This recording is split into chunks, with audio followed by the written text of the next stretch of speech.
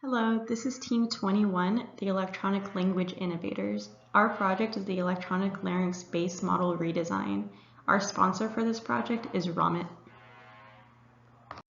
Our team consists of Raul Baltierra, Ariel Castillo, Chris Arriaga, and Andy Doe. We are working with Romet, a company who specializes in creating the electronic larynx, and specifically for this project, we are working on the R310 model. The electronic larynx is a device created to give individuals who have undergone a laryngectomy or have had their vocal cords removed and no longer have the ability to speak, give them a new opportunity to speak again. The device does this by the use of strong vibrations sent directly from the skin of the neck through the throat, allowing the user to emit vocal sounds.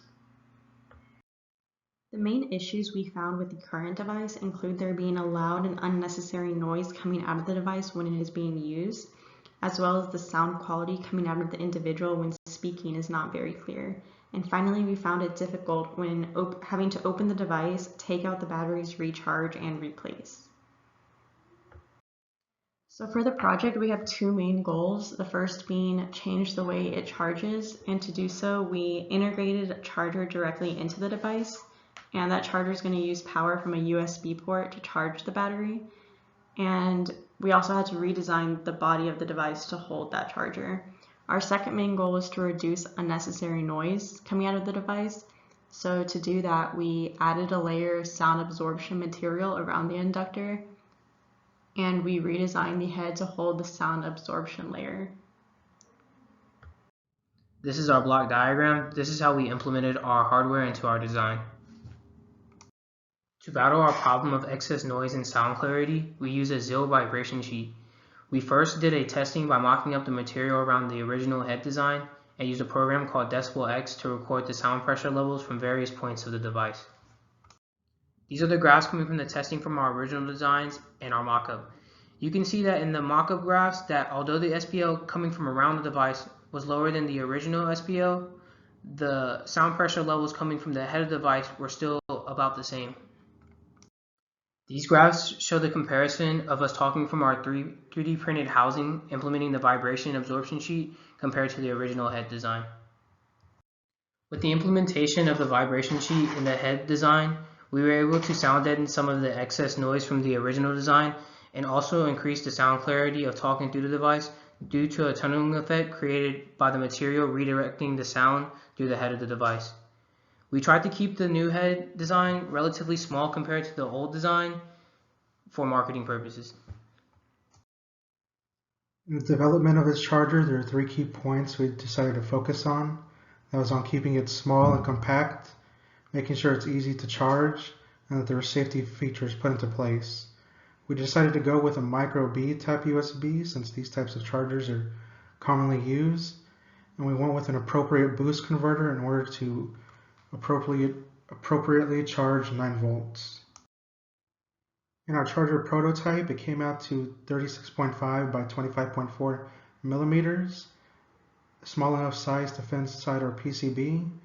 It outputs a current of around 170 milliamps and has a temperature sensor and appropriate linear charger in place to stop the current when it gets too hot, when it overcharges, or it over discharges. And we went with a red LED, which indicates when it's in a charging state. This is an overview of our poster. And the next slide will be demonstrating our prototype. This is how it sounds from the original. Hello, my name is Chris. We are 21. This is how it sounds from our prototype.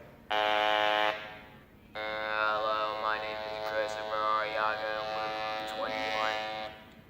Hit record. This is our PCB charging circuit working via USB. When the light is on, it indicates a charging state, and when the light is off, it indicates that it's fully charged.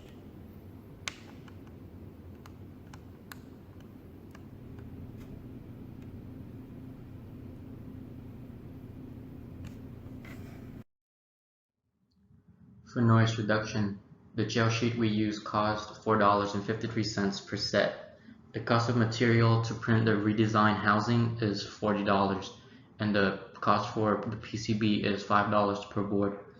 The major components of the charger circuit are the charger IC and the boost converter.